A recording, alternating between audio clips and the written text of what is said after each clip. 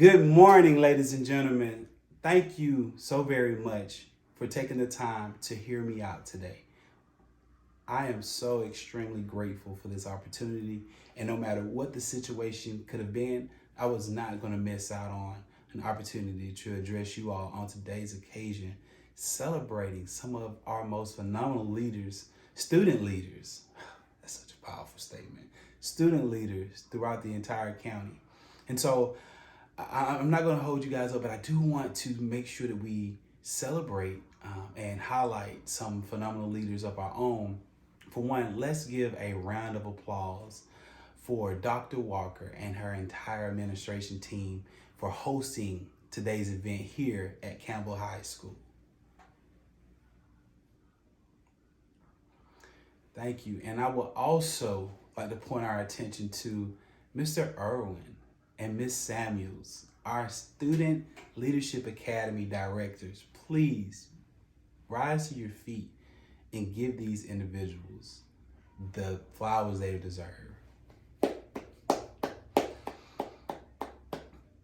I'm so very thankful for you guys for having the vision, to having the bandwidth to lead students through a pandemic to get to this point where we're able to celebrate them in this moment.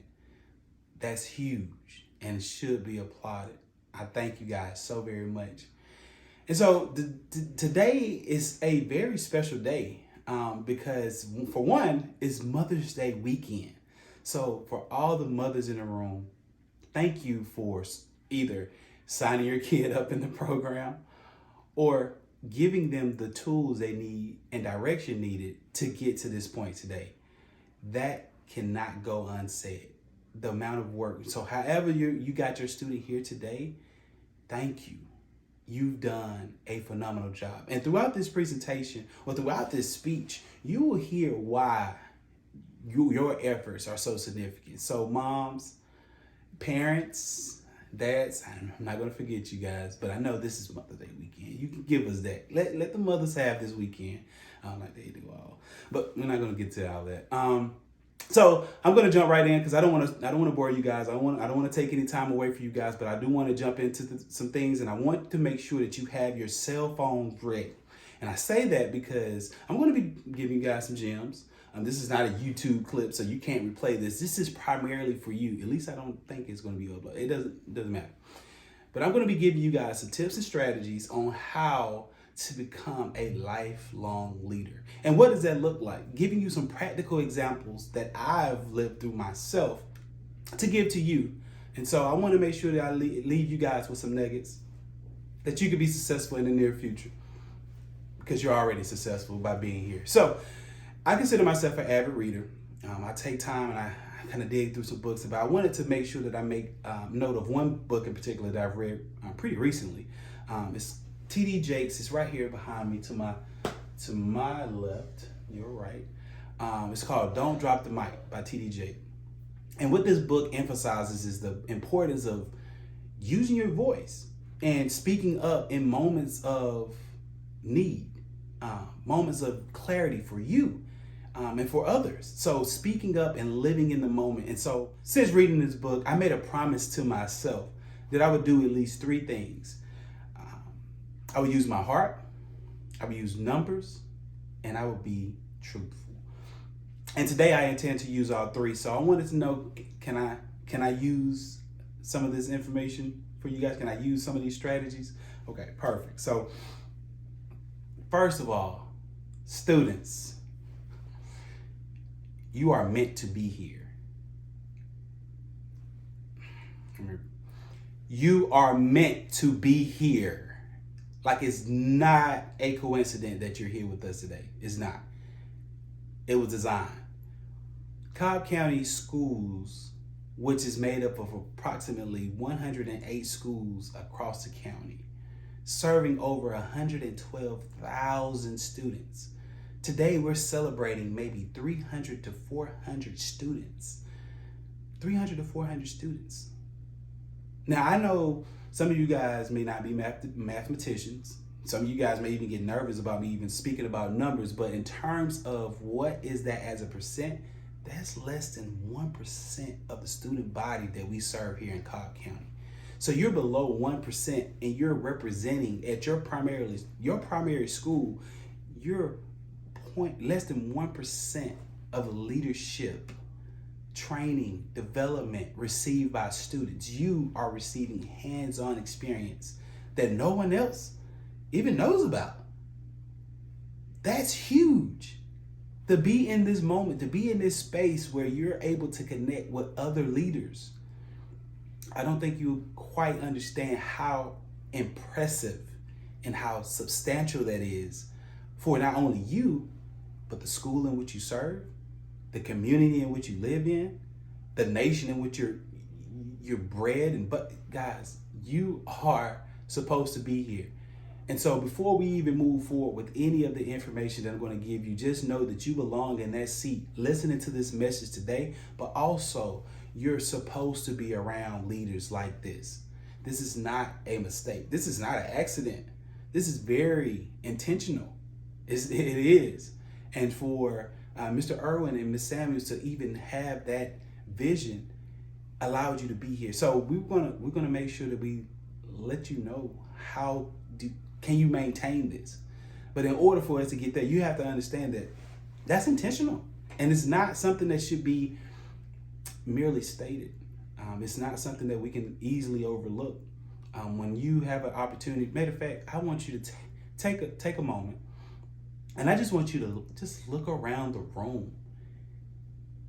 I know there's someone in here that you haven't seen before, but the crazy thing is they had the same intentions that you do to lead. So take a moment, look around the room for me.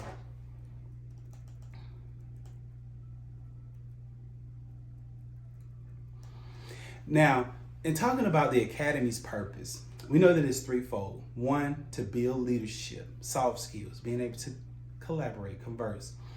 Also, to allow students to make effective change in their school and community, and to also empower students and others by creating a leadership mentor program with feeder schools. So you guys, I know you may have seen some people that you haven't seen before, but there's other students in here who your impact and your influence will be the next change that we need.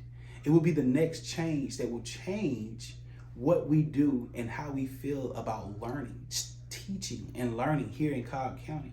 So that's a huge honor and a huge responsibility to take advantage of. So out of the things that I wanted to share with you, because I said I wanted to be truthful, that was truthful. Now I'm going to give you my heart, right? It's 5 things that we're going to talk about today. 1, be a leader right now. Be a leader right now. Like, don't wait until I gotta wait till I turn 21, or I gotta wait till I turn 35. No. You can lead in the space that you're in right now. You're significant enough. You have the knowledge, you have the skills, you have the tools, right? You have bred this and cultivated these skills to do what it is that needs to be done. Do not be afraid to speak out and lead right now. I struggled with this, right? I had an opportunity to go through a program when I was an undergrad at the Fort Valley State University. Joined the program. It was called TMCF. It was through that. It was a branch called TQRP, which is the Teacher Quality Retention Program. At this particular program, we would have over 40 diverse male teachers meet at one host site at an HBCU and to talk and deliberate about certain struggles or challenges faced in the classroom, but also how to be proactive to address certain concerns for the future, right? And at the end of the program, which was a 2 to 4 week program, my lead coordinator, her name was Miss Juanetta Jones Allen. She shared with me, out of the 40 males, she came to me and said, "Hey, Langston, can I have you to speak at tonight's closing ceremony?" What do you think I said to her? I said, "No, I'm not ready. I don't feel like I'm ready." And I could see her walk off from me, and her head kind of dipped, right? And at first I didn't worry about it because I'm like, hey, I ain't got to speak anymore. We're good. I'm good. But what I didn't realize was that the fact that although I thought people may have been better than me, right? People may have. I saw talent in that space that I've never seen before. I seen gentlemen who were very well spoken and had a amazing direction. The space that they lived, their thoughts lived in, were extremely difficult for mine. But I had to understand that I also brought an alternative measure on how to see certain things. Another one of my professors had an opportunity to talk to me while I was there, and he explained to me the reason why I was chosen at the time to speak is because I offered a different voice. I did. And he put it in a way that made so much sense to me. He said, have I ever played sports? And I was like, yeah, I played sports before. And he asked me a very simple question. He said, does the best player on the team always take the last shot? And I thought about it initially. The first person I thought about was LeBron James. I know I might have made some people upset right there. I apologize, but that's my guy. So I apologize. That's my guy. So I thought about it and I said, no. He said, exactly. So the incompetence that you thought that you may have had may have been the words needed to bring everything home. We're all in this together. Like you don't have to take the last shot, but in this moment, she's asking for your voice. She's asking for your leadership. And so after the ceremony, we was able to wrap things up, and I went to her afterwards and I said, Miss Allen, I'm gonna be completely honest with you. I had no idea where you were going with this, right? She said, I would never come to you if I thought that you would fail. I wouldn't do you like that, right? You matter more to me than to just end out a session. I would never put you in a position if I didn't think that you were ready. Because this is the thing. Most time you don't even think that you're ready for the position, but you are. Matter of fact, you're more than ready. And so I want you guys to understand that in this moment, do not be afraid to lead. Move forward and lead. We need you. We need you to use your voice. We need you to speak up and speak out and to be bold and be confident. We need you in this time, in this moment. So when you leave here and you decide on which high school you may want to go to, what college you want to seek out, I want you guys to be bold in your application process and tell them why you deserve to be there. And the reason why is because of this program being one, playing a significant factor to make sure and to ensure that you are the leader needed for the next generation. In this generation, matter of fact, you don't have to wait till the next generation to lead. You can lead right now. So take advantage of that. Number 2, you're more than a title. You are more than a title. I don't want you guys, what is leadership? Ask your parents. Ask your mother. Mother's Day. Ask your mother, what is leadership? Okay, she might not have given you an answer, but it can be summed up in one word. Influence. Influence. And so it doesn't matter what your position is or where you work in a particular company, a school setting. It doesn't matter, right? What you do and how you perform is how you will be judged. What you do and how you perform is how you will be judged. And so don't worry about your title. Do the work. Like don't worry about the title. That's going to be there. Like words are words, right? We need action. And so I say this because I show you guys an example. Thursday, this is me kind of walking through and talking to my daughter, right? I'm a father in this moment. I don't care about the title. I'm doing the work.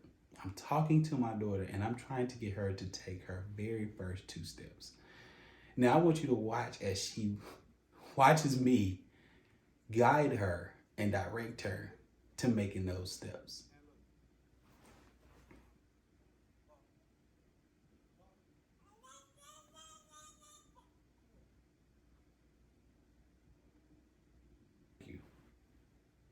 You're more than a title. I could be anybody in the world in this moment. It doesn't matter what my name is. It doesn't matter what title that you have. It does not. As long as you stay focused and you're doing the work that it takes to get to the next level, you will be okay. You will soon become what you need to become. You can't skip a step. Because I know most people want to be at the very top. They want to have that title, and they go without having the substance needed to persevere. It's one thing about making it to the top. It's another thing about sustaining and staying at the top. So I really want to point out that and give you a sense of direction that you don't need the title. Just do the work. Do the work. Number 3, find value in everyone that works with you. If you're open-minded, you can learn from anyone. Right now, I serve as an assistant principal at Griffin Middle School. I love my job. Matter of fact, I love my career. I'm not going to say it's a job because I truly feel when I show up, it's not work. I have tasks, I have things to do, but it doesn't feel like work. It feels like I'm doing what it is. I'm living in my purpose. I'm doing the work, right? To be here. I'm not trying to do all of this to get accolades. No. I'm doing the work so I can prepare those to be better. Because the one thing about leadership is to create other leaders. It's not to lead or guide anyone anywhere. It's to show and connect and relate and provide skills and support. So if anything ever happens to you or the leader, whomever, someone's there to take over and continue this ball rolling. That's what leadership is all about. Developing those who are underneath you or with you, sharing your skills and strategies to bring about better, to bring better. That's what we look for. We look for improvements, and whatever it takes to get there, that's what we have to do. And so while at Griffin, I speak to everyone. you and I laugh at this because I know it's probably a couple of our staff members here, and they probably can relate, because the first thing I'm gonna say to you is probably what's going on, superstar, or how you doing, rock star, or I'm giving them this name because everyone at Griffin Middle School is a star in their own path, in their own existence. And so it's amazing to see day in and day out the things I'm able to see either staff or students complete and accomplish and to lead, because I know that they're doing it within their purpose. They're leading in their own direction, and they don't need a title for that. They do it because that's the work that they do. Number 4, continue to do the work. But in that, it takes you to have a routine. Establish a clear routine. I remember as a young boy, my father had the best routine. I would hear his truck round up in the morning, just 5:45 a.m. He would go outside, crank his truck up, come inside, make his cup of coffee. After making his coffee, he would sit down, look at the Weather Channel. I can actually, it's crazy because I can actually see it, and me not even having to be in the room, but me just hearing how he maneuvers around the house as a kid. And I know, okay, at 6 o'clock, he's going to be leaving, and I can hear the truck moving down the road. See, I stayed in the rural area, Everton, Georgia, to be exact. So it's countryside, and so you can hear everything. I could hear his truck pull off about a mile and a half away. I could hear it driving up the road. But I also knew at 5:45 p.m., I would be hearing that truck returning. And I could almost time it to the T. At 5:45 p.m., I could stand outside and hear the truck roaring up the road as he would stay to his routine, come in the house, have a seat in his favorite chair. He did this every day, and he was so successful because he had a clear routine. And he didn't even know that I was watching him. He doesn't know, to this day, he didn't know that I watched his routine. He would sit in his chair. He would take his boots off and put his boots up under his chair and then take a deep breath and say, "What's to eat?" So, oh my goodness. But establish a routine. That's the most important thing that you can have ever. Be consistent. Wake up and set goals and set a mindset that you're going to do and execute and complete daily things to keep you where you need to be. Now, there's so many different types of apps that you can use. There's so many ways to keep yourself and hold yourself accountable. But I will also develop relationships with those who do have a clear routine. What it's going to do is produce you and help you establish a routine that's going to help you be more than what you need. And so those are 4. 5. 5 is remember your why. Why are you doing what you're doing? Because if you don't know, nobody else will believe in you, care to know, they probably won't even engage with you. Why are you doing what you're doing? It's funny to ask that question.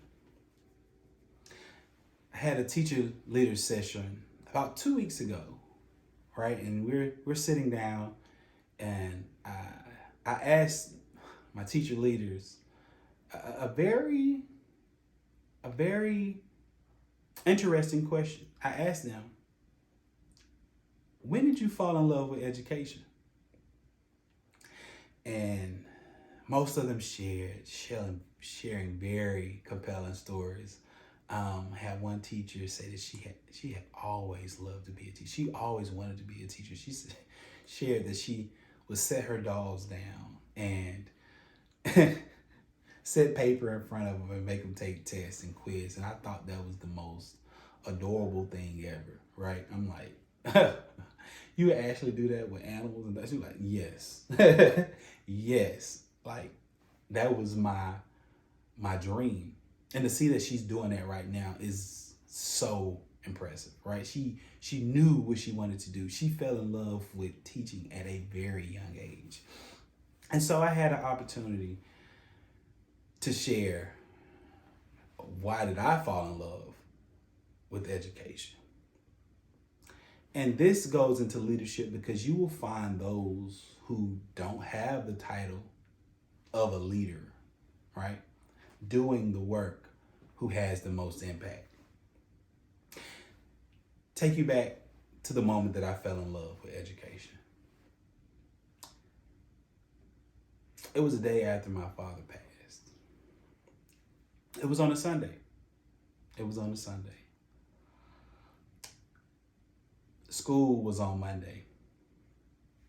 Now, I shared with you guys earlier that we live in a very small town, right? I lived in a very rural area, and everybody knew everybody.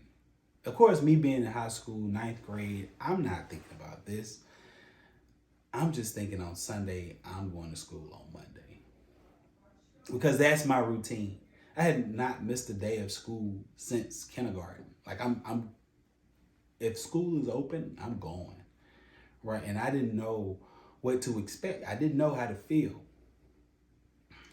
Being a man, sometimes you're pressed and you're placed in a position where you don't show emotions, right? You have to be hard and core and so, I walked around with this macho spirit. Like, I'm okay. I'm fine. I can tote the load. I can carry whatever is going on. I can manage it. This is me. I got this. I walked into my chorus class. And I said chorus because I believe I can sing, but I can't. I'm going to be honest with you. I can't sing. But somehow I ended up in chorus because I thought I could. But it probably was the best decision I had ever made. One in particular because when I walked into that classroom, everyone at the school had already known what happened from that weekend. But my teacher showed the most compassion I had ever seen in a person. She looked me in my eyes and she opened her arms to me. At that moment, I felt like I was seen. I didn't think about her being a leader. I didn't think about anything but the comfort that she showed me, the compassion that she showed me. She wrapped her arms around me. I melted.